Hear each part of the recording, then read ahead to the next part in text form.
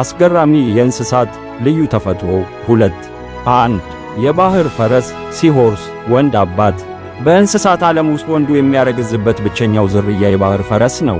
ሴቷ እንቁሏን በወንዱ ከረጢት ውስጥ ታስቀምጣለች። ከዚያም ወንዱ ግልገሎቹ እስኪፈለፈሉ ድረስ ለሳምንታት ተሸክሞ ይቆያል።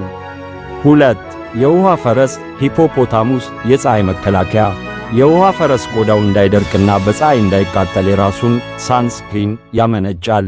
ይህ ፈሳሽ ቀይ ቀለም ስላለው ብዙ ሰዎች ደም የሚተፋ ይመስላቸዋል። ነገር ግን ቆዳውን ከባክቴሪያና ከሚቃጠል ፀሐይ የሚከላከል ተፈጥሯዊ ቅባት ነው። 3 ዶልፊን እንቅልፍ ዶልፊኖች በሚተኙበት ጊዜ ግማሽ አእምሯቸው ነቅቶ ይጠብቃል። በአንድ አይናቸው እያዩ ነው የሚተኙት። ይህም የሆነው ኦክሲጅን ለመውሰድ ወደ ላይ መውጣት እንዳለባቸው ለማስታወስና ከአጥቂዎች ለመከላከል ነው። 4 የጉንዳን አንት ጉልበት አንድ ጉንዳን ከራሱ ክብደት እስከ 50 እጥፍ የሚበልጥ ክብደት መሸከም ይችላል።